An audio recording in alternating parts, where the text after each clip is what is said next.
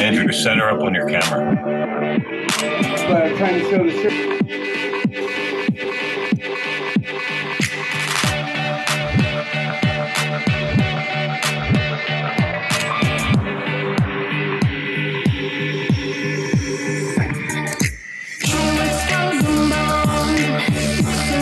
Hey, everybody.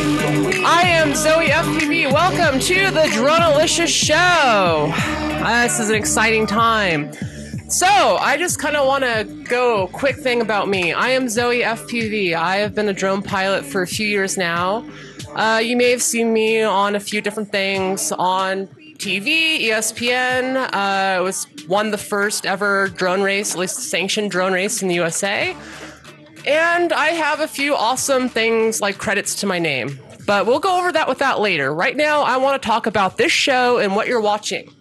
So, I've wanted to do a show like this for a long time. I've wanted to kind of merge giveaways with Q&A, interviewing my friends, talking about stuff that's going on in my life and with the world and the industry, because I have an interesting kind of viewport into the industry and kind of what's going on in the world of drones. And I really wanted to share that on a regular basis with people. So to do that, I am joined by some of my awesome friends. We have Santiago. He is the co-host of Dronelicious. Santiago, tell us a little bit about yourself. Okay, so I'm a drone pilot, FPV pilot, for about like a year almost. I live in Colombia, South America. Well, I've been into this hobby for a short time, but I'm an industrial designer, so I can mix a lot of things between drones and industrial design, and I've worked with several companies about this. And, well, it's an honor to be by Zoe's side and these guys, who she's going to introduce you soon.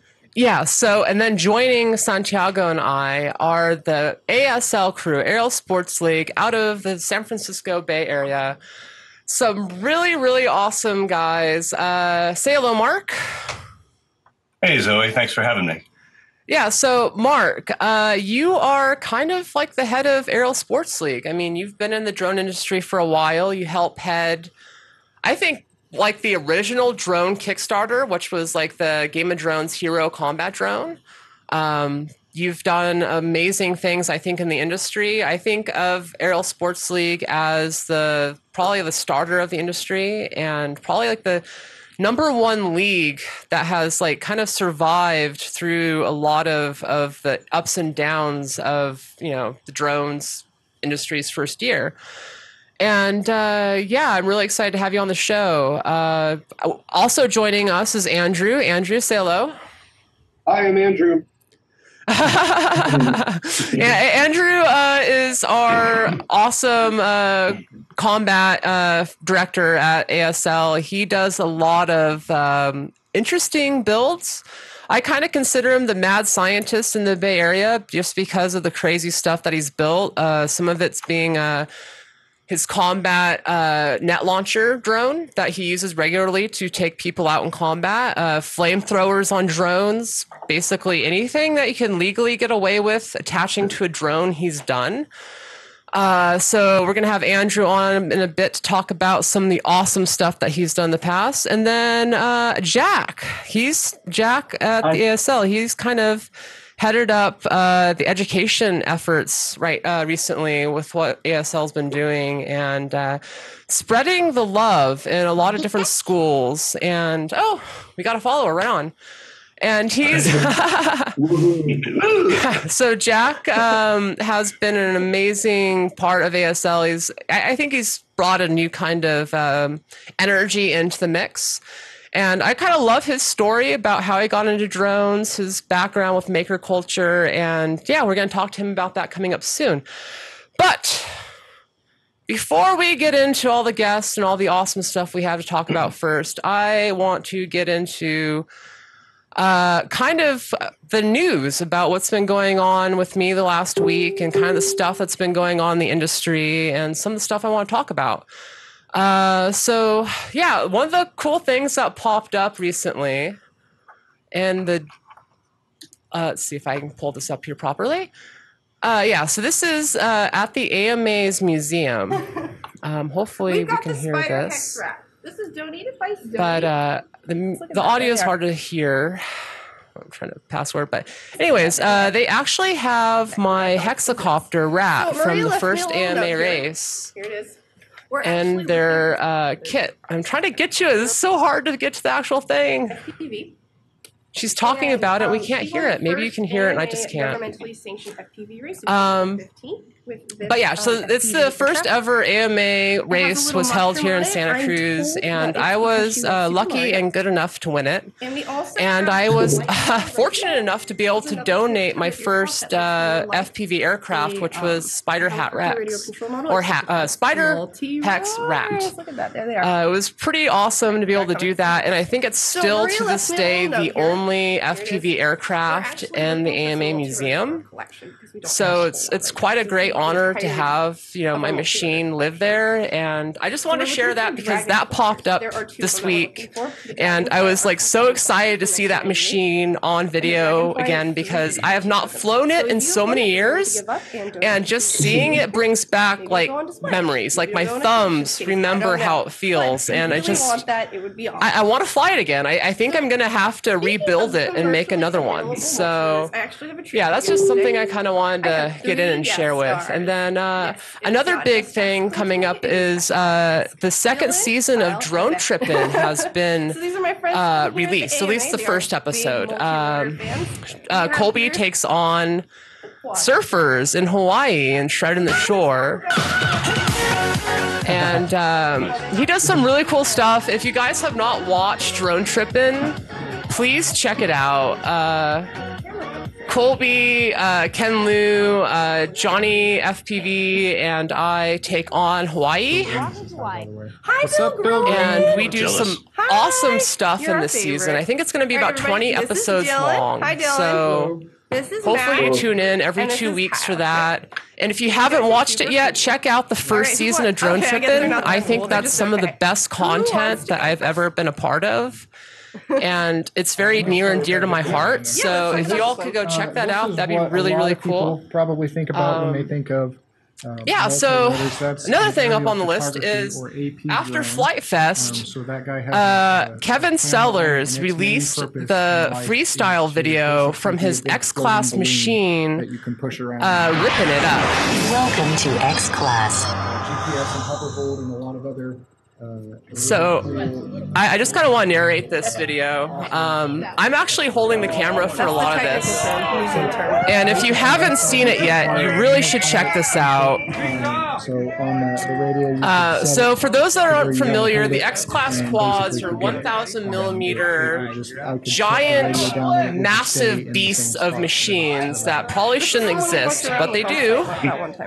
And we've been kind of making them a reality in the Bay Area.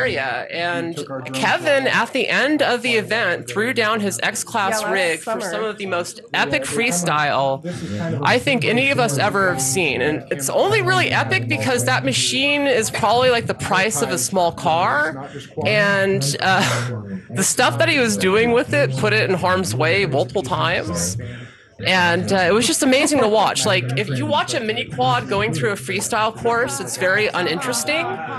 But with these giant X-Class quads, you can actually pay attention to what they're doing and what's going on in the world around them. So it's kind of a visual treat to see these things fly. And the FPV footage here really doesn't do it justice because it could be any size machine. This could be a 130 quad, and you wouldn't really know.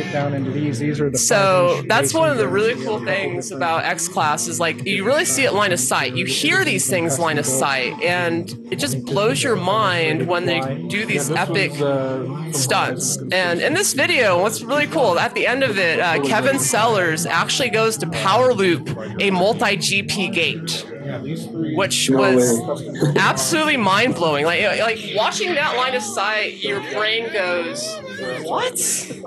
What? How is that possible? And if you're watching this video, you're probably hearing me going, holy shit, a bunch of times because holy shit, it was awesome. These propellers are 5-inch in diameter. That's why. Yeah. When are you gonna do a 3D X-Class quad?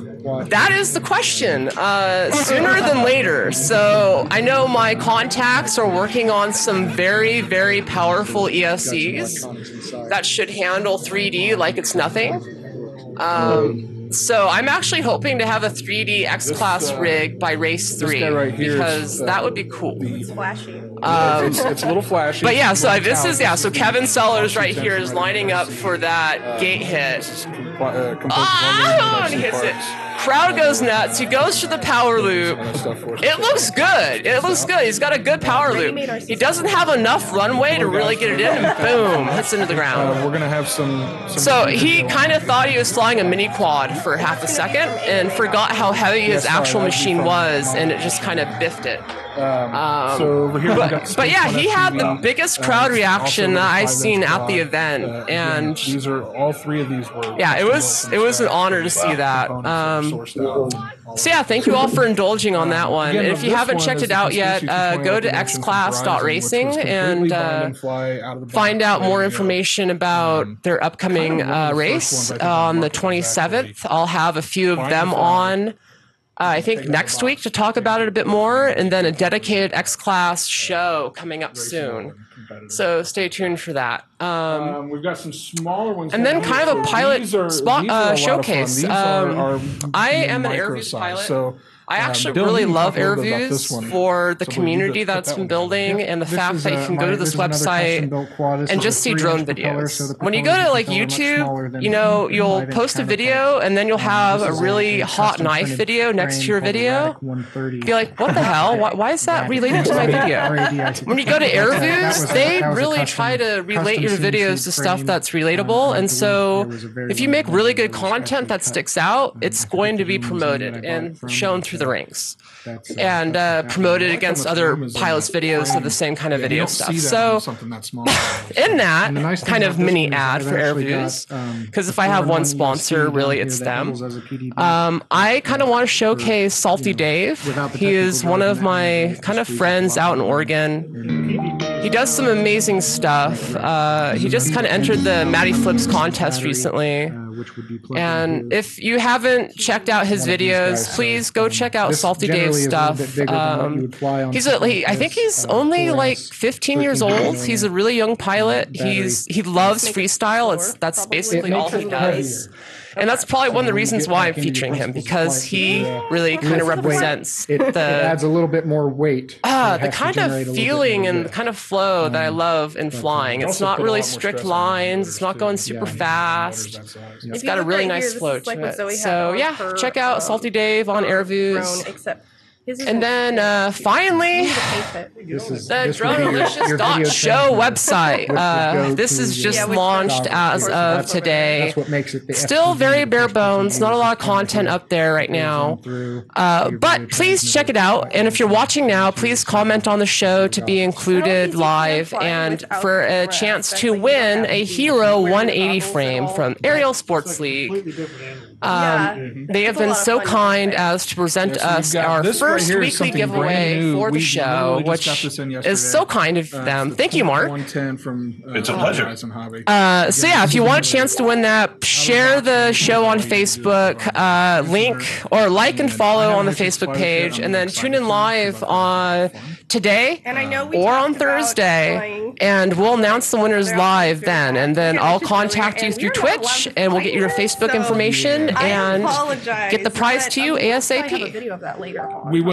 Okay, so now that I think we are done with the ad spots, we can get on to the main attraction, which is talking to my friends from the Aerial Sports League.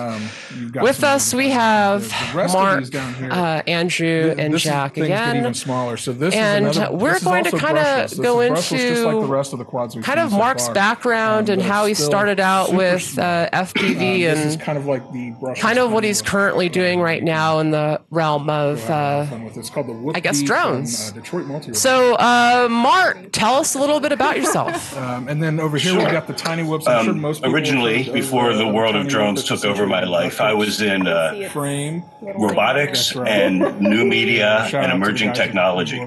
So I was doing things like robotics and so we've got three working of those. with These are all three internet companies in the kind of the first bubble. And then if you think And get any we would get smaller, together, friends of mine would get together on like Friday nights and show off the things we're This is building, called the the Phase. creations, the art projects, this and is robots, and about fight 2 them. years, 2 And years old, I so think. about 6 or 7 years ago, I It's got called the an Phase AR from, drone from I Brookstone believe it is and took that Parkland. to the Friday night get together. And Yeah, I think so. needless to say, it did not survive. Yeah, so this is totally something. This is not FPV. But a couple of things happened from that. One, I realized that flying drones and kind of smashing them together and fighting each other was a lot of fun. That I think if you're just trying to But the hardware that existed at the time was a joke. So it really started an arms race. Eli Dalia was an early participant at exactly that low time barrier as well. to entry to get And into. together we started comes with a radio, some DIY videos on our pursuit to build a better drone. And those videos went viral. And that's what inspired that Kickstarter, because people really wanted to get their hands on this drone that we were working on, and Kickstarter was the way to do it. We didn't really think much of it. We were going to do the Kickstarter to get some tools and a vacuum former and some other things. Were there many drones on Kickstarter at that time? Because, like, in my memory, you were like one of the first. There were, but they were not necessarily oriented towards sports and combat and durability. They were early. I'm trying to remember, but there were definitely a few of them out there. I think some of them were trying to be like maybe like a selfie drone in the early days. But what I remember taking away was very few drone Kickstarters succeeded. A lot of them raised the money they were looking for, but almost none of them seemed to come to market. And so we were really careful with ours. Essentially, our Kickstarter was just for the airframe, which was a simple piece of molded material, Kydex, like a bulletproof material.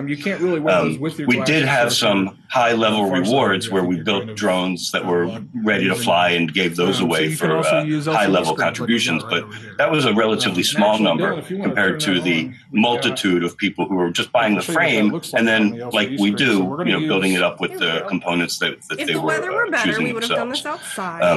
But the Kickstarter was really just so we could kind of afford better tools to keep doing what we were doing. By the time we came out of the Kickstarter, we had a lot of really good attention on us. The other thing that came out of that Friday Night Fight Club experience was essentially our meetup group. And while it started early on with 6 or 7 guys drinking beers, after just a couple of months of this, our meetups were 150, 200 people. What's that? Just drinking beers, Mark? Really? Not quite there yet. I actually don't drink, so I can't comment on exactly what was going down. But let's just say there were some dark corners in the warehouse where all sorts of things were going on. Not the least of which were these violent robot fights and drone fights. We were launching rockets at each other. We were shooting airsoft guns and mounting the guns to the drones and chasing each other around. This was in the really early days of the drone combat thing, and it was inspired by Robot Wars and a lot of the guys who were part of like survival research labs and like just kind of like theatrical destruction robots. So the idea of kind of being naughty with the drones didn't faze us at all. But as the community grew and we started having these meetups, and families with kids were showing up, and up to 200 people would show up at some of these group meetups. That's when we started to control it with, put a net around it and kind of contain it a little bit, make it a little bit more like a controlled thing. And so it was evolving from like this Wild West, like gang war with robots into kind of like a sporting type event. So Mark, one question, sorry. This was full line of sight, right? There are goggles. Line of sight back then. The FPV thing, it existed, but it hadn't really caught on, and FPV racing certainly hadn't caught on. This was going back to like 5-6 years. And when racing and the FPV experience really started to take root, we were right there with it. I mean, we got what it meant to race and put those goggles on. And, we never look back. Racing is really dominated. But in those early days, the first couple of years, it was all pretty much line of sight. And essentially, it was combat-based games. And out of that community, so many interesting drones seemed to spin out. Lots of people just had different ideas on how to make drones durable. I think a lot of that, I think you should do it. So, shifting of ideas, because before that point, when people thought drones, they thought lightweight, fragile, gossamer things that flew through the air and landed delicately. And so no one ever really made them strong or robust. We're professionals. And after what we were doing with our videos, we're shooting our drones out of the sky with shotguns, we're beating them up with baseball bats, and then we're having these combat games and playing games with them. It really made people realize that drones can be strong and robust, and kind of opened up a lot of people's minds to ways they could start engineering with a whole different mindset. The idea that you're not trying to avoid crashing, you're trying to survive crashing. And so the ASL Hero was our approach to that. It was the molded Not monocod right now. thing. We don't. We have our last comment was fast. Because we explain things so well. I know. Everybody knows everything now. Everyone out there is an expert now on Oh no, is it me? American Crew, Fiverr. Yeah, I've heard good things. Yeah.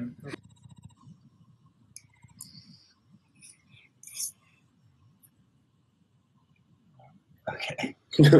I think things are fixed now. Sorry to everybody about any audio troubles. I think we are officially a go. Right on. See, this is why I like the Twitch chat. Thank you all for telling me something was wrong. I started scrambling on the phone, like, oh no, there's tech problems. Oh God. Jack, huh? Jack his audio. No, actually, I figured out it ended up being me. I had a something on in the background. For some reason, it wasn't showing up on my headphones, but it was still being streamed. So, yeah. It wasn't too bad. It wasn't too bad. Anyways, going on, Mark. So you're talking about combat and drones and everything epic.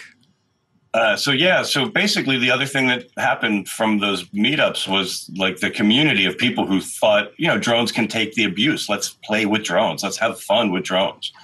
And that really coincided with all the Fat Shark and immersion technology that allowed for FPV. The drones are getting smaller and faster and tighter. The next thing we knew, like drone sports was kind of everywhere all at once. I mean, it really exploded globally really quickly. Yeah, and so that's some of the things that's been kind of like ASL has really kind of ridden the wave as drone sports has kind of grown. You start out as combat, you brought on FPV racing when you saw that it was becoming a thing. ASL's recognized, freestyle and the advantages of promoting freestyle and how cool it can be. I mean, racing video is neat, but once you watch one video of a really fast pilot, you've seen the next really fast pilot. And once you've watched one lap, you've seen 2 laps.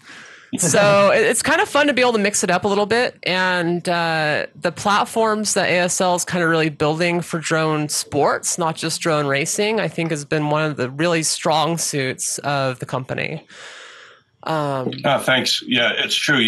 We love racing, and when you put the goggles on, it's transformative. I mean, anyone watching this show understands, the intrinsic relationship between the goggles and that flow state. But there's so much more to drone sports beyond that. The engineering side of things, which combat really allows for. And the idea that we're in the earliest stages of drones and drone sports, and if you think about the ways in which multiplayer games and all sorts of new sports and new games can be applied to the world of drones, I look at it like we're barely at the very beginning of this entire world of robotic sports. Yeah, no, I'm 100% with you on that one, Mark. Like a lot of people, at least I was one of the ones sold on the idea that drone sports and drone racing and freestyle was going to be this big thing. At this point in time, it'd be all over the TV. It would be this giant, really like legit sport. But really, we're still trying to find, the grounds for the sport to stand on and really kind of create the foundation for it going forward. And that's yeah, it's kind of a big thing. Like true. it's fast as we want to go. It's kind of a slow process. There's no doubt that the community of drone sports and pilots is enormous. And we, as you're describing, we all want to see this become like a major league sport. And there's a bit of a disconnect because it's so new, exactly how to put that sport in front of the spectators in a way that makes it, I hate to say it like this, but make it profitable as a business so that the business can grow and it can be, presented. That's in no small part why X1 and X-Class and Freedom Class drones are trying to make things bigger as it's a method to get the visual experience for the spectator to snap a little better. And the problem so far has been even the best examples that we've seen in the media have still not exactly set the world of media on fire. They have within our community, but we still haven't quite figured out the key to making it work to bring in that larger audience. Right. And is the once great, and I say this with a bit of a heavy heart, Scott Refslin said to me on a sideline of drone racing nationals, it's really going to take the average drone racing video to get over 1 million views on YouTube before it becomes a stabilized sport for investors and sponsors to get around. And when Rotor Riot doesn't even have 100,000 subscribers, and they're, in my opinion, the kind of pinnacle of our face for the sport, we're not there yet. Not saying we're not going to get there, but we're not there yet. And there's going to be definitely things that will get us there. Something that I talk about is the halving of the cost for FPV. When I got into it, for a full, cheap, brushed micro setup with an FPV screen, it was about $400. Now you can get a full FPV setup for about $100, which is crazy. I remember my first FPV setup. It was like one of those easy cap things hooked up to a laptop. So the delay was ridiculous. And it's really weird to see how far it's come since then. Yeah, I mean, and that's the thing. Like the racing quads in the industry have come a far way because it's a technological industry, so it moves at very fast rates. And sports in general don't move at the same rates that the technology does. And that's kind of the mismatch. A lot of us are on this like, it's going to go. It's going to get really, really big. Not to say it's not kind of big right now. DRL's doing some cool stuff. DR1's doing some cool stuff. ASL is doing some cool stuff. I've heard some other cool stuff in the pipes for ESPN and another network that I won't talk about because I don't want to get anyone in trouble. That could actually that could go both ways. There might be two networks I can't talk about. So like the future of drone racing on TV is looking a bit brighter than it was a few months ago, which I'm thankful for. I don't know what to call the winter we were in, but I feel like the drone sports had a very cold winter after Drone Worlds. And we're just starting to warm up. The industry is just now starting to warm back up, I think. And that makes me happy to see that so many projects are going on and the future of drone sports is still bright. Even everything so far has just been a road bump. That's not unusual to see corrections in technology bursts.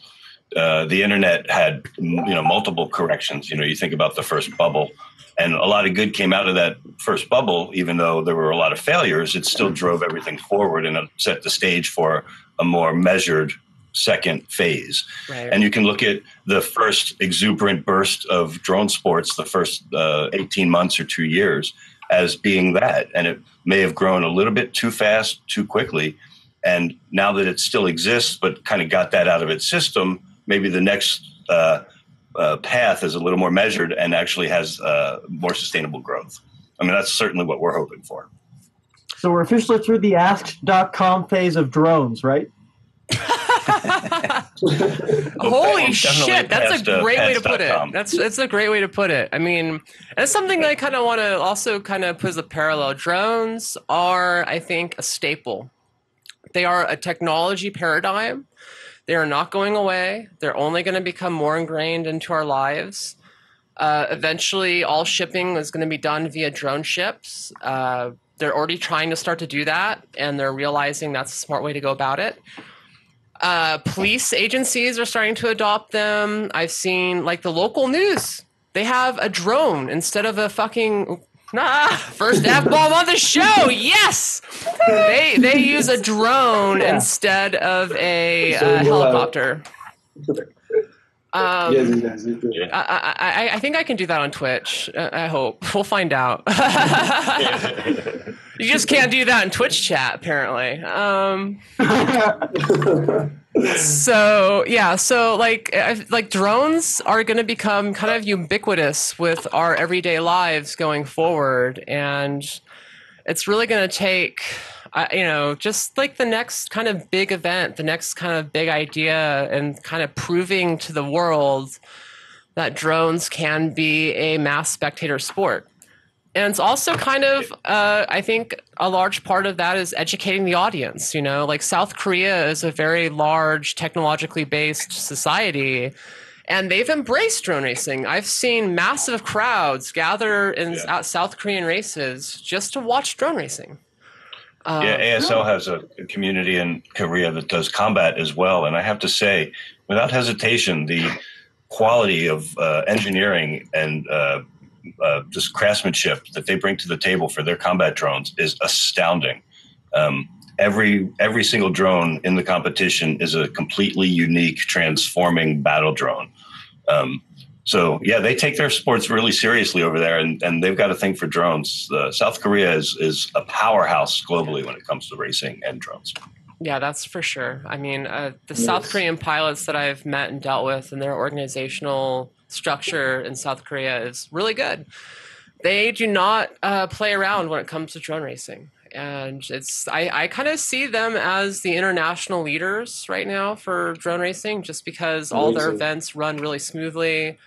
They're able to get sponsors for a lot of their big events, independent sponsors. I know NCSoft has done a few events right now, and they do video games. Like, getting a big name non-drone sponsor for an event is still kind of hard. So, seeing them be able to do that is kind of cool.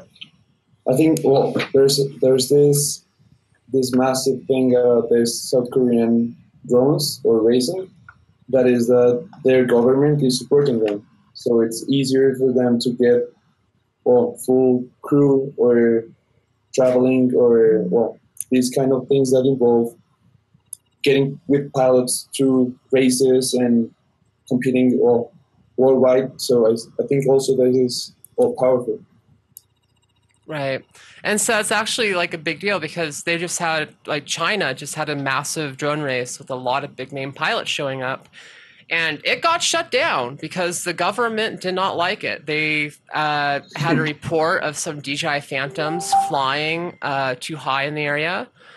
And DJI, I guess, said, they're not ours. We have, we can prove they're not ours. And then people came back with flight logs that, they were Phantoms.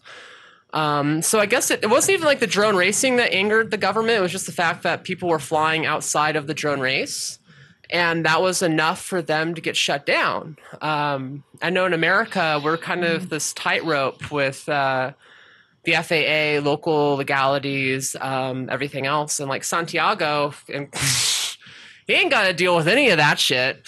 He can do whatever he wants where he's at. I mean, it's pretty...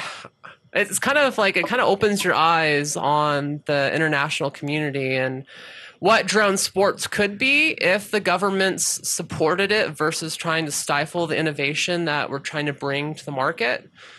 And I think South Korea is a really good example of that. Now, that all being said, I've seen a lot of local municipalities recently starting to get interested in hosting drone races and events.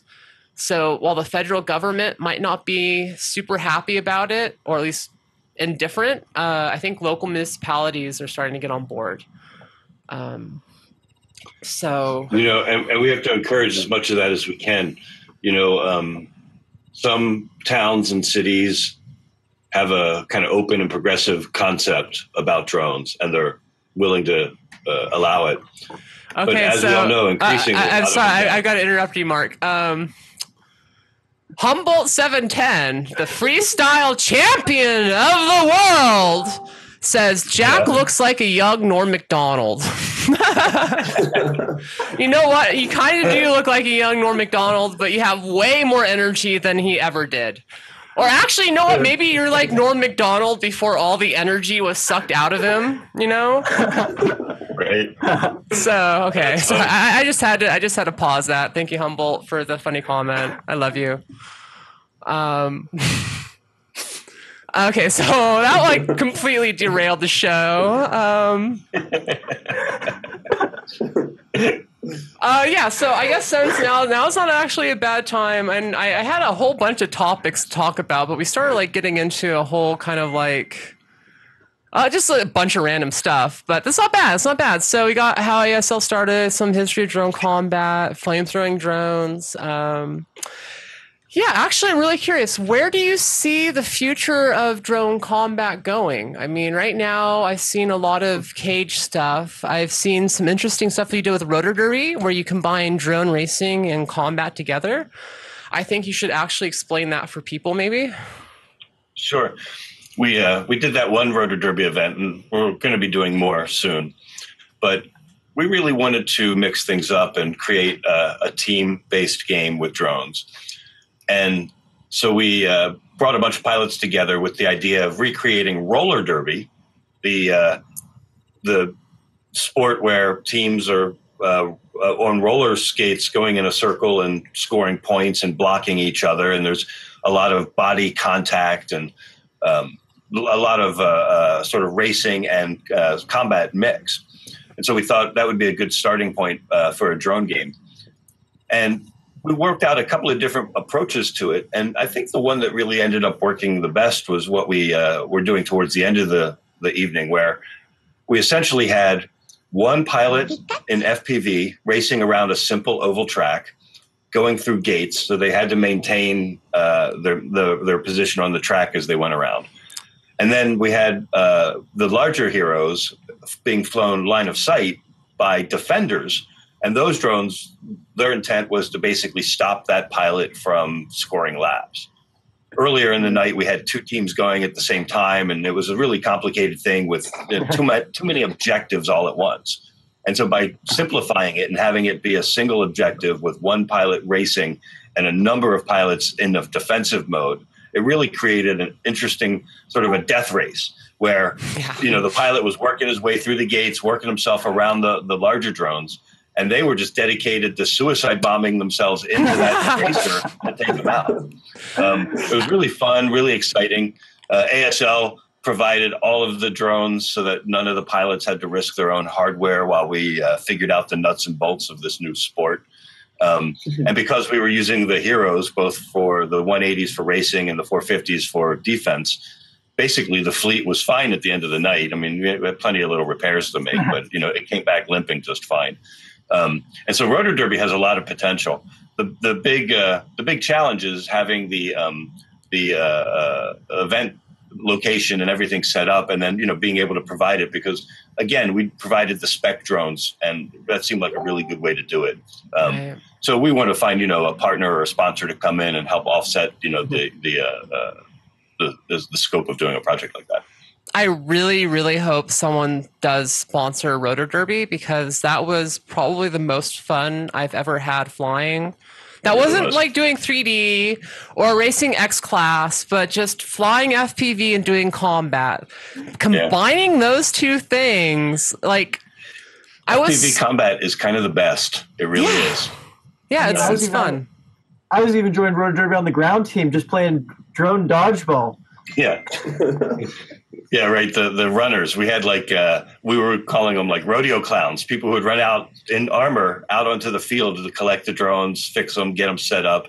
And they were in a really dangerous spot. I mean, we all know how, scary it can be running out onto the track during a race. But during a rotor derby race where you have 5 or 6 drones in that tiny little area and they're actively trying to go at each other, being the rodeo clown it takes a special kind of crazy.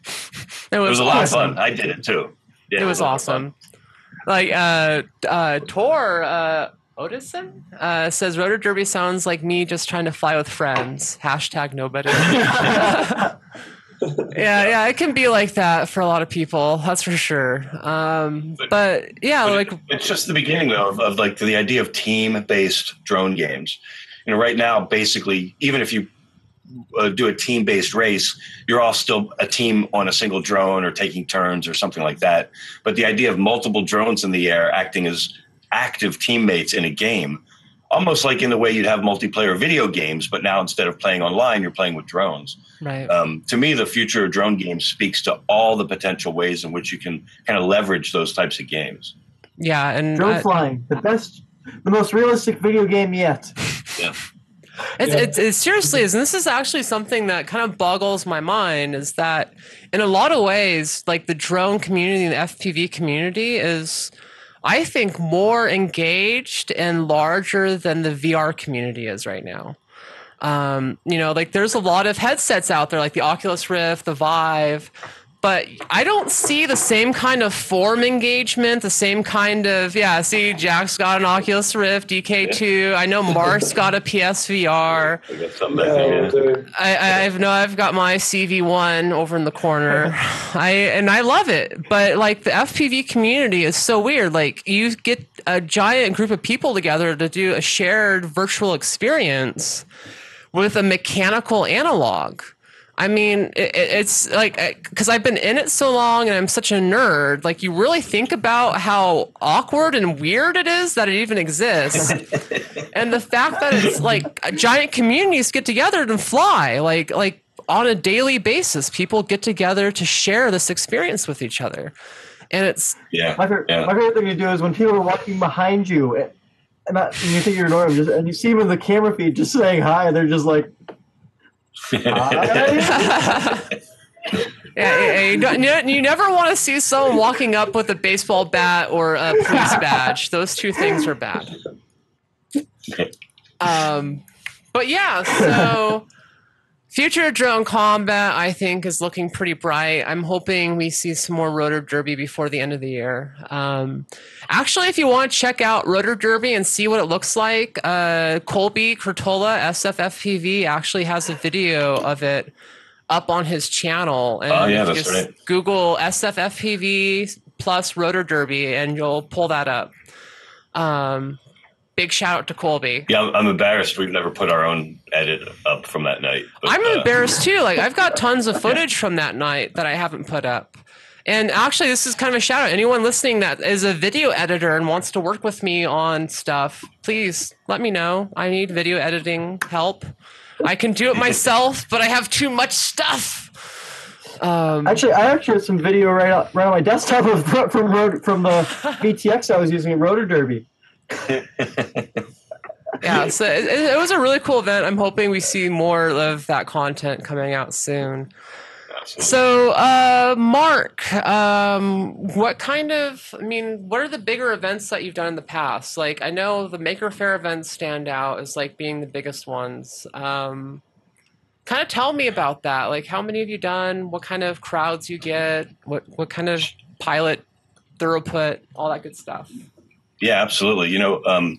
Maker Faire has been such a fantastic partner to Aerial Sports League, going back before we were Aerial Sports League, when we were Game of Drones. Actually, going back before we were even doing drones, I've been presenting projects at Maker Faire for 12 years. My robotics and some performance art. I produced a concert for the band OK Go at Maker Faire in 2010, in which I put all the band members underwater. And they performed the concert while underwater. But we started doing drones with Maker Faire. This will be the 4th year in a row for the Bay Area Maker Faire. And it'll be like our 6th or 7th when you include the ones we've done in New York as well.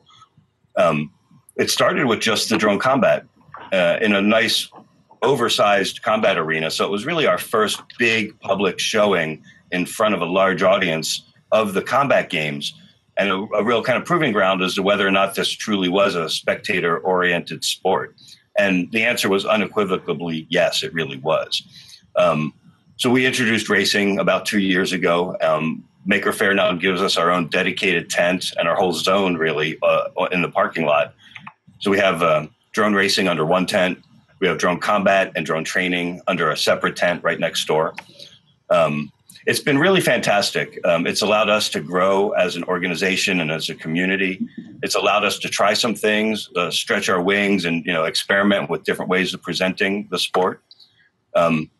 The audiences at Maker Faire are tremendous. They're not necessarily a drone audience, but they are a sort of a well-educated, technology-oriented family audience. And it's a big audience, too. At the one here in the Bay Area, over 3 days, they get around 150,000 people.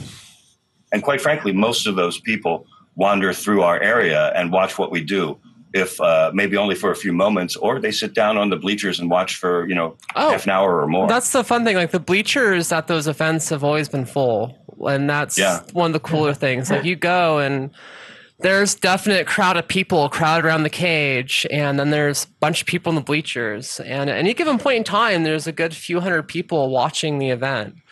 And yeah, easily.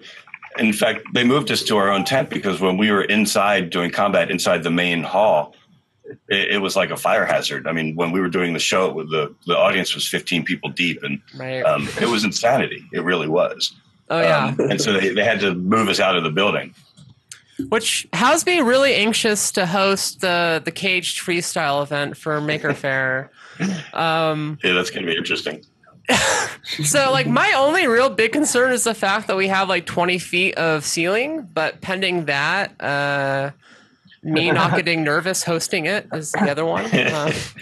Yeah, it is definitely I would imagine one of the smallest, tightest places people have ever really tried to do sustained freestyle.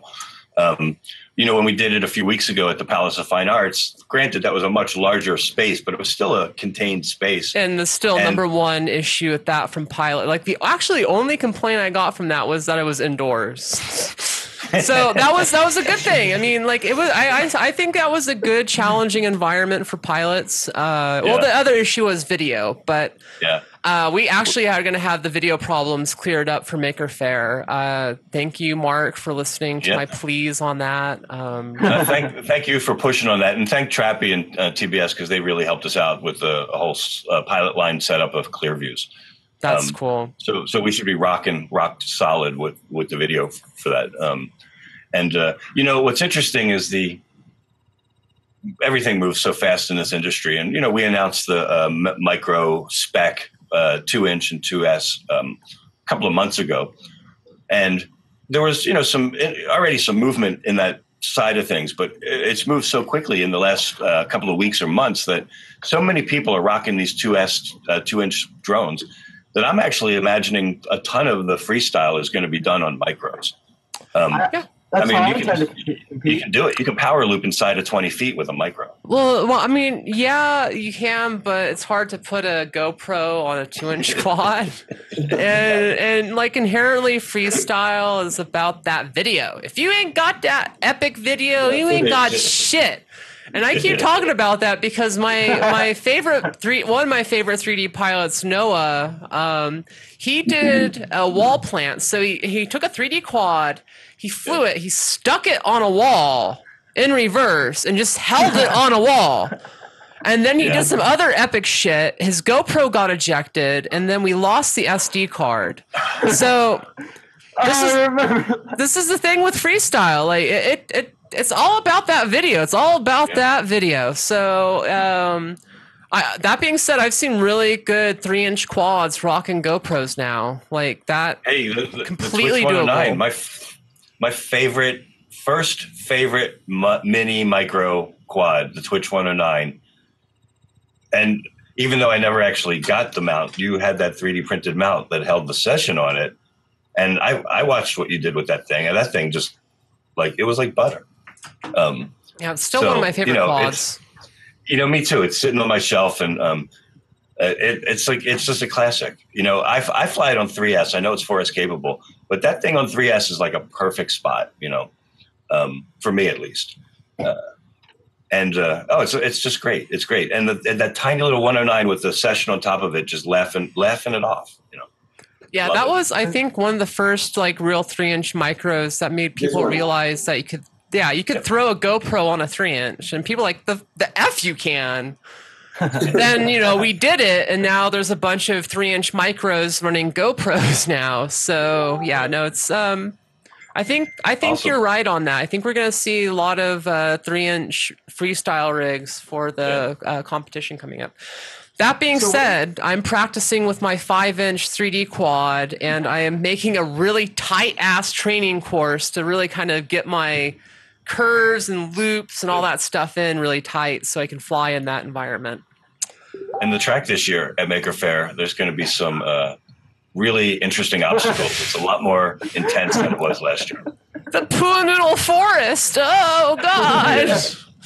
Jack was just maniacally laughing in the back there because he knows what we're up to. But, I've heard some stuff, but I don't know exactly what you're planning.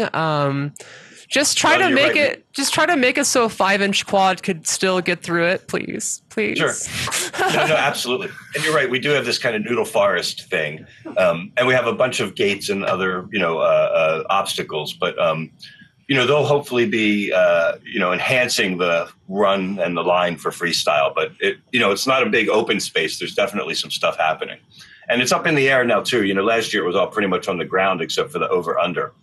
And this year, it's a real 3-dimensional track. We're taking advantage of the whole space. Which is cool. I think the idea of having gates hanging from the ceiling will make freestyle really fun. And I think some of the stuff that I heard you have planned should make freestyle pilots happy. The only thing I could think of that I'm not looking forward to is that forest of noodles. and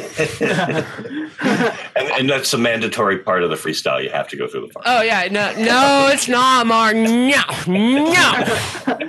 My competition. I'm going to see with the 450 and just see what happens. So I guess now that we're talking about it, since the freestyle competition's coming up, we should have each day of Maker Faire, at least Friday, Saturday, or is it Saturday, Sunday? Saturday, Sunday. Saturday, Sunday. Friday is up and running, but it's not exactly the full day, so it's 1 to 5. Right. So Saturday and Sunday we'll have an hour of practice with 4 lanes for freestyle open. And then we will go into 2 rounds of freestyle with each round hopefully getting pilots 2 runs. And then we're going to take the best score from the day to announce who wins. So you'll have hopefully 4 chances to lay down a good score. And the scoring system will actually kind of give you bonus points for crashing and getting back up again. So a lot of freestyle competitions, you crash, you're out. This one, This is like you do some epic shit and you get awarded for it. So I want to see pilots pushing themselves in this environment and get it going for the footage. Although I know for a lot of people, the tight environment's going to be kind of hard to navigate, but I think it'll be worth it. I think people will enjoy it. Yeah, it's definitely going to be different, but that's us. That's how we do it. So yeah. So what you're saying is, really, you're gonna make it so that even if you crash and keep going, so your 3D quad can get that time advantage going. Yeah. Maybe. I mean, if I don't break it, it's not as durable as a 3-inch. I could see someone with a 3-inch just winning it because they'll crash, they'll self-right the quad, and then they'll keep going instantaneously. They won't break a prop, and they'll just basically get a killer score from that. And it is on a parking lot. That's a pretty hard surface. Yeah, yeah. So that was another thing. 3-inch quads, they do better in parking garages and parking lots. Yeah, so I'm really excited for this event. I know the last one that we held at the Palace of Fine Arts was, I think, a pretty major success as far as freestyle events go. I am actually really excited to kind of get behind the veil and kind of put on these events. I know the one coming up for Maker Faire is not going to be the second or last event for freestyle that I put on this year. I know there's some other ones coming up. Some of my friends in Oregon are talking about a $10,000 freestyle competition that they want me to help put together. So there might be some Aerial Sports League mixing with some other awesome people here soon. We'll see. Nice. But 10K, that's the magic number. 10K. Yeah, that seems to be the magic number. Anything less than 10,000, you're not in the big purse pile. It seems, and that's actually kind of the funny thing. So going back to the topic of the bubble, back during the first Drone Nationals, we had, the prize money announced, $25,000. It's just epic, awesome prize. Compared to other gaming competitions that give out millions of dollars, it was nothing. But we had $25,000 in prize money for the first Drone Nationals, and then the Dubai event happened, and that had like $1 million of prize money. And ever since that event, nobody has been able to kind of top that as far as prize money goes. So the current kind of grand prize for an event seems to be about $10,000. That being said, try not to fly because you want to win. Fly because you love to do it. That's just another thing. There's not a lot of money in this industry right now. Yeah. Especially for pilots. Yeah. So, speaking of 3D, as a really crappy segue, I have 4 of these little guys. Uh-oh. What are they? I'm an F3 board. I think I'm going to try again to do a 3D on there and have a 3D 2-inch quad, but do it. Actually, a lot of the 2-inch propellers are fairly symmetrical, so you could probably get some decent performance. The big issue going to 2-inch 3D is the fact that it's really high kV, so the motors don't have a lot of torque, and the switching times on them are going to suck. But it'll work. It'll happen. You can fly it inverted. But that would be neat.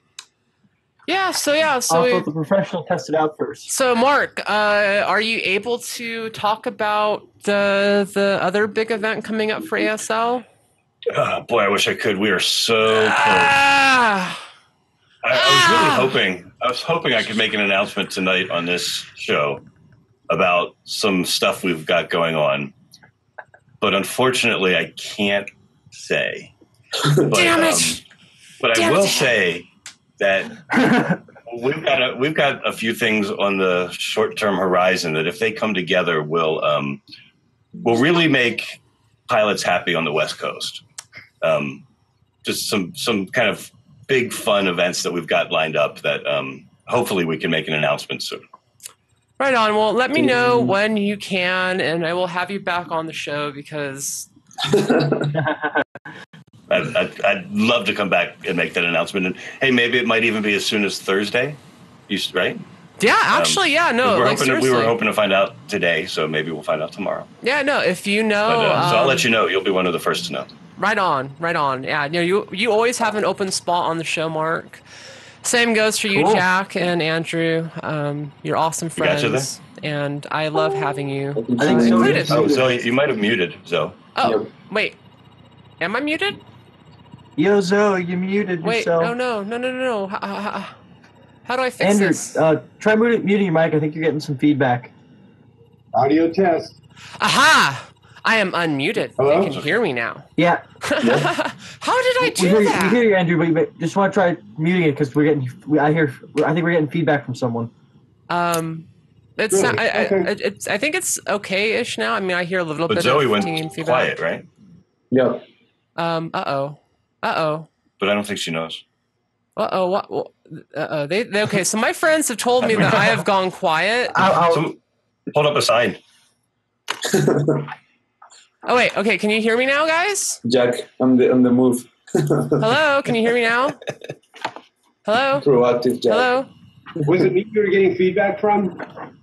Yeah. Hey guys, can you hear me? Really?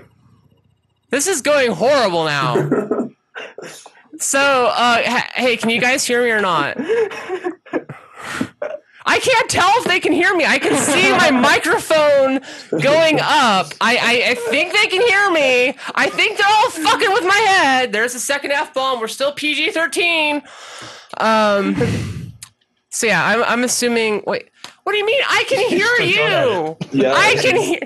See, okay, I know the Twitch audience can hear me. I don't know why they can't hear me. Guys, can you hear me now? Does this work? The F is going on. They're just laughing at me. This is like everything in my like worst nightmares. There it is. Wait, you can hear me now? No, yeah. Good. God damn. So that was an awesome technical glitch. That was, I think, the second one of the show. Thankfully, see, carpet F-bomb the ratings. No, that's next time. Trying to keep it to 2 F-bombs a show. Everyone knows me. I know the first like big media thing I was in, I dropped the F-bomb about drone nationals. So I'm pretty sure I might have issues going on the Disney Channel, but I can edit myself if I have to in the future. You know, Disney, if you're listening. That's what censors are for. Yeah, blip. Maybe for the YouTube show, I should bleep out everything with the sound of a quad. You know, like vroom or something. That was a horrible noise. No. I'm sorry. Sound like. That doesn't really carry the same kind of gravitas as the F-bomb. Right on. So actually, it's kind of funny. The technical issue is right kind of towards the end of the show. And one last thing before we start kind of wrapping things up, and that is the giveaway. So we have, thankfully, Mark has put up the first frame. You're not going to get everything put together. You're going to get the frame. This is Aerial Sports League Hero 180. The indestructible kind of quadcopter. I love this thing. It's see-through. You can light it up really well. This is kind of like my secondary parking garage basher from when I don't want to like break anything. And this is kind of Aerial Sports League's answer to most mini quads. It's really, you can actually weatherproof it and make them pretty much flyable in the rain. One of my favorite reasons to get it is it's just a fun little quad to fly around. Super easy to clean too. Super easy to clean. All you have to do is just fly through some sprinklers, and it's well, it's like really self-contained. Like when you crash, you're not going to get a lot of wires messed up. You're not going to see a lot of things break off, and it makes it a really fun build to put together. I recommend a 4-in-1 ESC if you're going to build it. It comes with some really awesome mounts for that camera. And if you want to win, all you have to do is follow the Dronelicious Show on twitch.tv, as that epic person just did. And like us on Facebook, share the Facebook post, but primarily follow us on Twitch. Leave a comment on the video. I will be going through the comments. I will be finding out who is talking and who's saying what, and I will be picking from them to find out who wins the epic ASL Hero X180. So, I want to say thank you all for watching on that. And if you want to win, make sure you tune in on Thursday for the announcement live on the show. And I will contact you on Facebook for you to get your epic quad.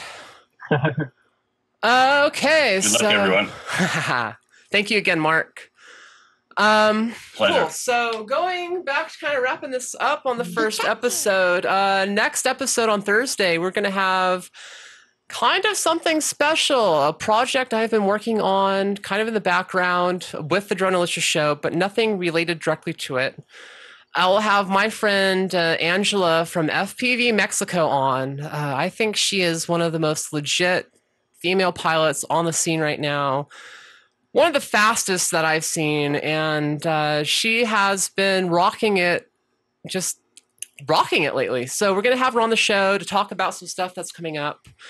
Possibly a big announcement regarding something that I want to tease, but I can't talk about until then. The Dronelicious Show. We can almost tell you what we're talking about. I want to talk about it so badly. Like it's so cool. It's like it's history making. It is absolutely history making what's going to be announced on that show, and it has me really excited to kind of do that show. The first all-female FPV pilot team. That's all I'm going to talk about. So I kind of spoiled it. I'm sorry, everybody. I had to say So we'll talk about all that coming up on the next show. And again, hit us on dronelicious.show to follow us on all the social media. check out aerialsports.tv, dsports.io, and follow Aerial Sports League on Facebook. You can find me on Zoe FPV on Instagram, Twitter, YouTube, basically all the social networks. And Santiago, where can people find you at? Well, you can find me at Instagram by Speedy at SpeedyFPV or by Facebook. Right on. So, yeah, that's kind of the gist of it. Make sure you follow Dronelicious on twitch.tv and follow the Facebook page. That every episode will be announced live on Facebook. So if you follow us, you should get an update through that. Again, follow us on twitch.tv to get updates that way. And again, the website will have all the links on that. And going forward, follow us on iTunes, SoundCloud, Stitcher, and all the other traditional podcast formats. We will be up hopefully tomorrow. Yeah, so... Oh my God. Congratulations, Zoe. Yeah, I think we did it. I think we did it, everybody. Whoa, yes! Yeah. We actually got through a full episode. Yes. Oh my God. Yay! Okay. Okay, thank you all. Tune in Thursday, 7 p.m. for the next one.